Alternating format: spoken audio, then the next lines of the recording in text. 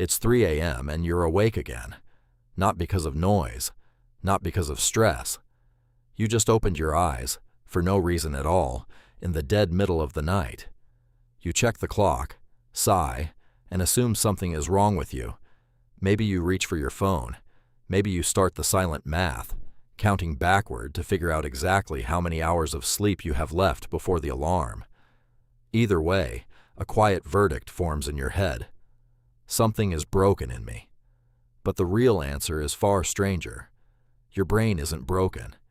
It's doing exactly what it was built to do, by a world that no longer exists. Right now, somewhere between 1 and 2 billion people are estimated to experience this same thing on any given night, waking in the small hours, for no clear reason. Most of them reach the same conclusion you do. Most of them are wrong. For most of human history, sleep didn't look like one long, unbroken block. It looked like two. Historian A. Roger Ekirch spent years combing through diaries, court records, and medical texts from pre-industrial Europe. What he found surprised him. Hundreds of documents casually mentioned a first sleep and a second sleep. People would lie down shortly after dusk, sleep for 3 or 4 hours, wake up for an hour or two in the middle of the night, and then fall into a second sleep until dawn. This wasn't insomnia.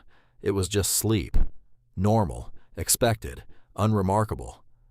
The phrase turns up in court testimonies, where witnesses casually explained what they were doing when a crime happened nearby, somewhere between their first sleep and their second.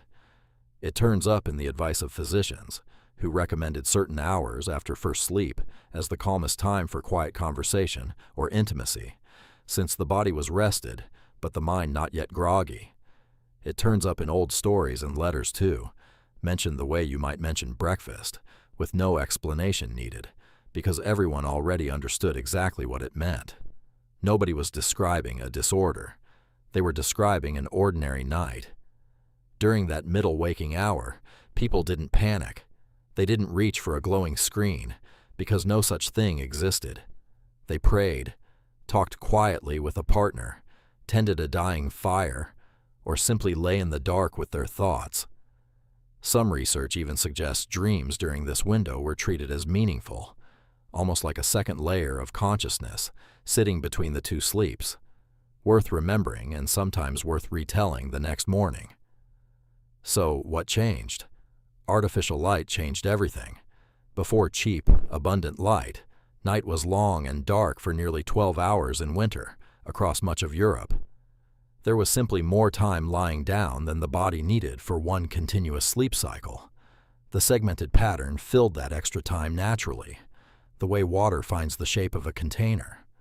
Once gas lighting and then electric lighting spread through cities in the 19th century, nights shrank in a way they never had before. People stayed up later, fell asleep faster from sheer exhaustion, and compressed those two sleep phases into one. The biphasic pattern didn't disappear because it was unhealthy. It disappeared because the environment that produced it disappeared first, and surprisingly quickly, over the span of just a few generations.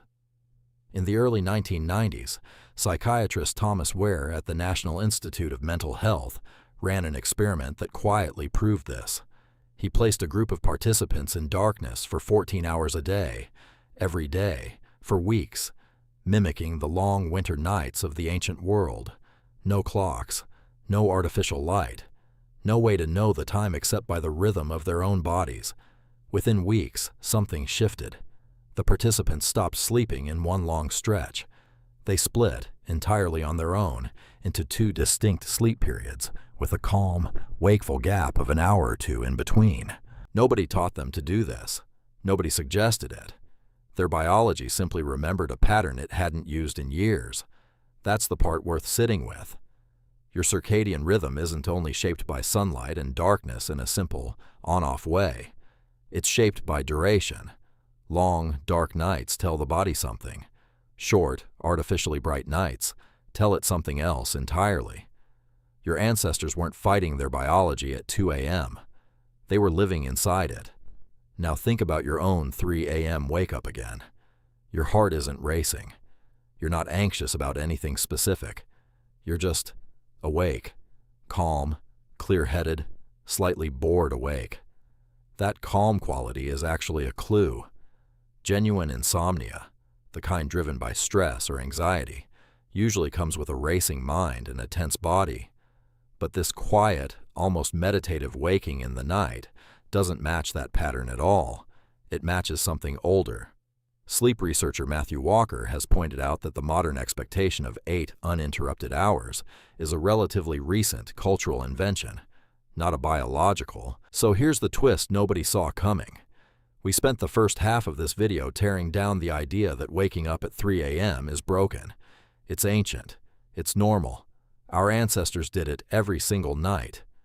But then, we invented the Apple Watch, and suddenly, that same completely normal nighttime stretch, the one humans have been doing for literally tens of thousands of years, got turned into data, a little red bar on a graph, a notification that says, "You were awake from 3:02 to 3:47, like your phone is filing a report on you."